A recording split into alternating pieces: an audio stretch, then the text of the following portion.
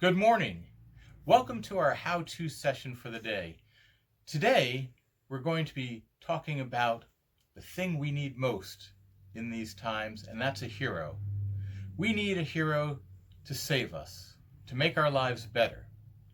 But because we're stuck here, we're going to have to make our own. Today, we're going to be drawing dynamic superheroes. So as I show you how to draw dynamic superheroes, make sure you have your pencil and paper ready. I'm going to start with probably one of the greatest superheroes that we see in TV, movies, comics, all over. And that is Batman. I don't want a stiff Batman in a rigid pose. I want a dynamic Batman. One who can take on the challenges of today. So, when you're drawing, here are my first 3 basic rules. Number 1, draw large. Use the paper. Don't draw a tiny 2-inch figure doodled in the corner. No, use the entire page so you can get the flow of movement across it. Next, draw light. I don't mean draw the sun, I mean draw lightly so you're not digging into the page with your pencil. Remember that a lot of the lines that you're drawing are just test lines that you're going to erase later. So don't worry about that. Now, that brings me to my next point, man's greatest creation. The greatest invention that man has ever come up with is the eraser. Yes, the eraser, because only with the eraser can you make up for the mistakes of your past. So don't forget to use that eraser. Personally, I go for Magic Rub. No, they're not paying me to show them, but Magic Rub erasers are the best brand. Now, the final rule is form before detail. Don't start with one little aspect, like the shoelaces on a character, or a lock of hair. Don't start with the eyes. No, start with the form, the basic form of whatever you're drawing, and then, as it develops, go into the detail. So remember, draw large, draw light, and form before detail. So, let's get drawing. As I draw Batman, the first step is I'm going to draw a gesture drawing. Gesture means that I'm looking for the flow of the character.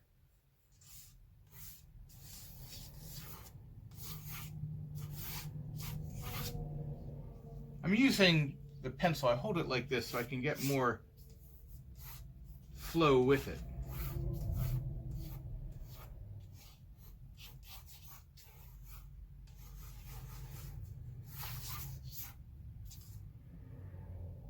All right, so as I draw this, it starts to come across. And if I have my head here, follow the spine down to 1 foot, I think I'll pop it out of the border there. The other leg coming down.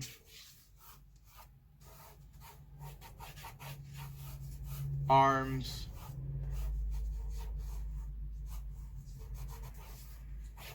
Just like this.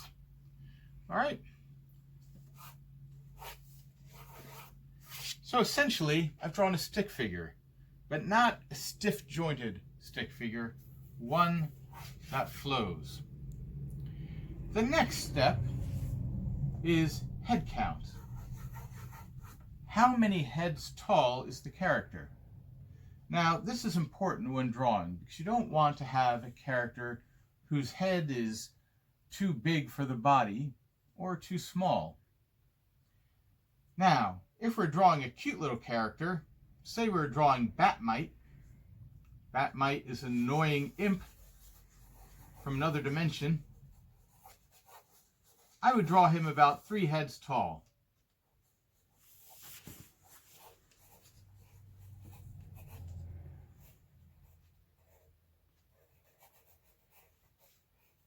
So as he develops, If this is the size of his head, I can count down 3 heads in length to find a good length for Batmite.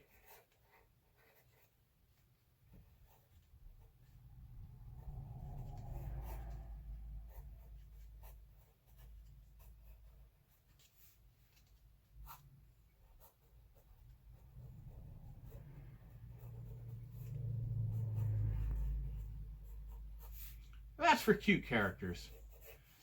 And that's not who we're focusing on today. Today we're focused on our superhero, Batman. So, he's going to be more like 7 to 8 heads tall. So if I use my pencil to measure 1, 2, 3, 4, 5, 6, 7, almost 8. About 7.5 heads tall is what I'm getting right here. So I know how tall he is. Next, I start working on shapes. Shapes are essential for any character. The roundness of the head comes down to the chin, which is actually kind of square in Batman's case.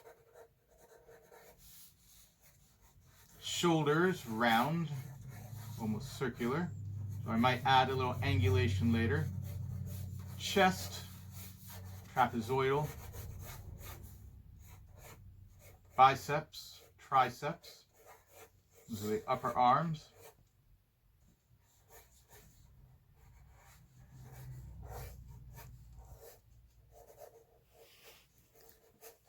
Hands are kind of squarish.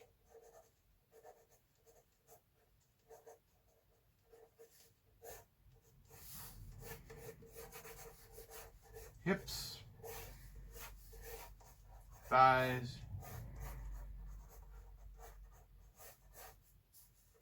calves, lower legs, and the feet, of course. See how I put that circle in there for the gastrocnemius? That's the muscle of the calf.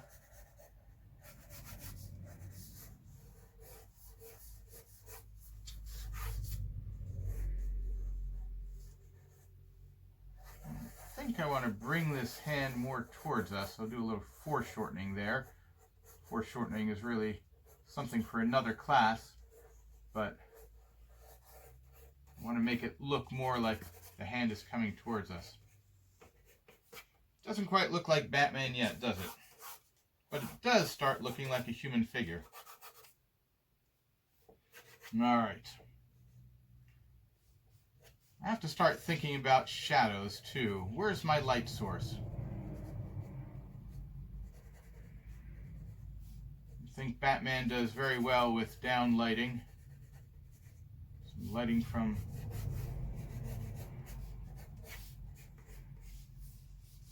up above. So any place that's away from the light is going to be in shadow.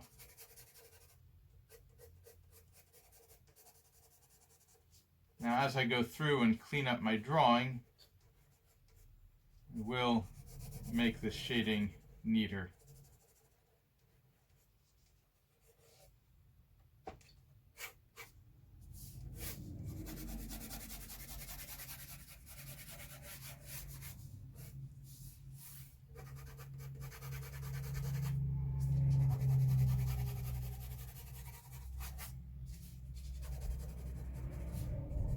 Now, as we do our shadow, we can get more into the detail.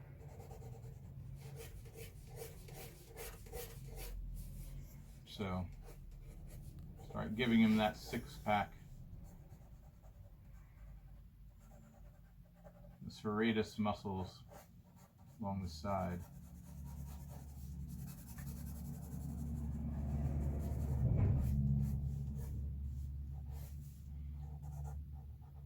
One of the rules about shading is when in doubt, black it out. So, especially when we're talking about our Dark Knight Batman, we can have lots of shadows. Not a problem. So if most of him is in black, he still looks cool. Now we also need lots of curves. Face is curving, we're looking up at him.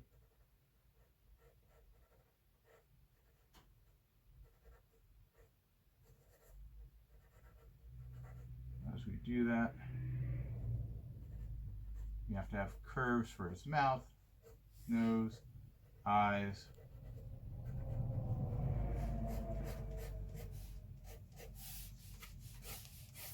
Curve for his utility belt.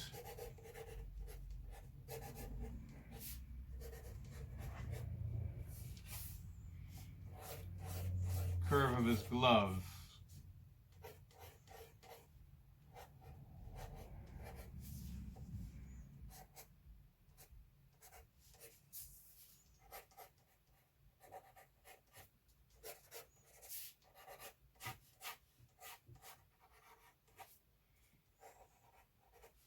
So, as we draw, I'm also going to start putting in wrinkles. Another detail you should remember, because you got to remember that clothes have wrinkles to them.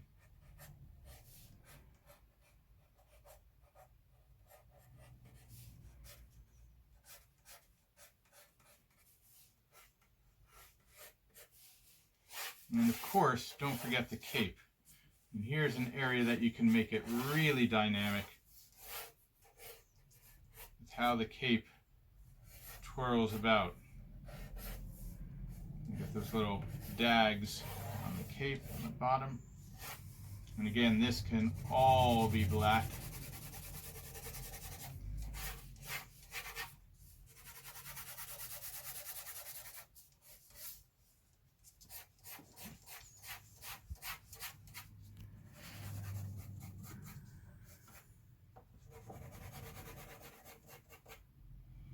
All right, now I go and start to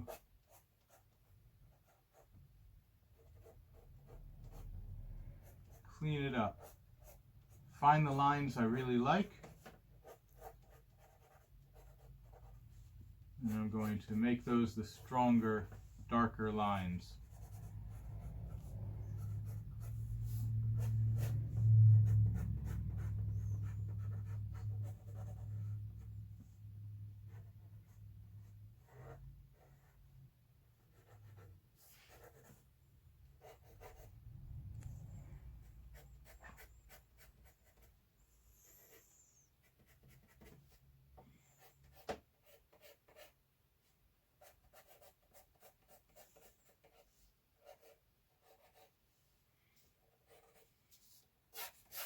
And hopefully you can see Batman coming to life here and looking dynamic as part of the dynamic duo. Now, I don't really have time to finish it out as completely as I'd like, but that's the basics for making a dynamic superhero. So follow those rules, and let's repeat them one more time.